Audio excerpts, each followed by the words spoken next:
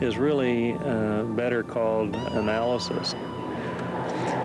So design, I think, is something different. You need to flush your mind of last year's model, as it were, and you need to be able to visualize the load paths and visualize the flow over an airplane and understand just what it needs to do.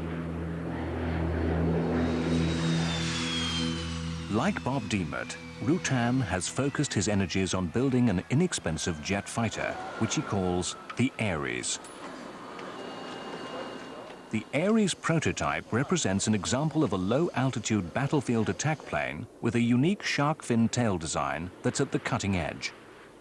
The plane is capable of carrying a 25mm cannon, and while lacking onboard computers, its specially designed forward-swept wings make it aerodynamically a very sound aircraft. Unlike Diemert's Defender, the Ares has successfully completed the trial phase. However, it still awaits interest from the world's military community. As for its design, the Ares features one of Rutan's characteristic traits. I've been very good at taking new ideas that other people have come up with and quickly getting them into flight on a manned airplane. You know, I didn't invent winglets. We were just the first ones to fly them. I didn't invent the crescent sheared tip, which is on this airplane. So people say, gee, you know, Rutan invented that. That's not true. But we've been very good at integrating a lot of ideas and quickly flying them. Rutan's skill as a designer also derives from his willingness to pursue ideas wherever they might take him. One of his most ambitious ventures was designing the Voyager aircraft that in 1986 flew around the world without refueling.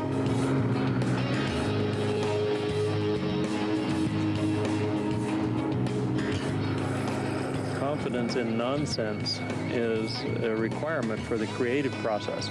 And all it means is that sometimes you have to try some things that are nonsensical and try a bunch of them, and then in order to set back and then down select to something that might be usable, and that's the only path to something new.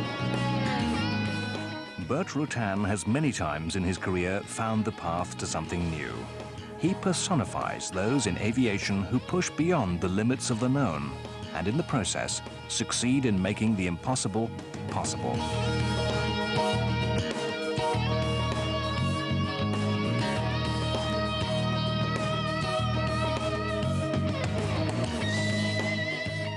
In less than a century, we've shrunk the size of this once vast globe, and in doing so, we've realized an ancient dream. For at the heart of aviation is the knowledge that flight represents a long-sought freedom. The freedom to go beyond where we are, to escape gravity, and find ourselves in the sky, like a bird, pointing toward a limitless and open horizon.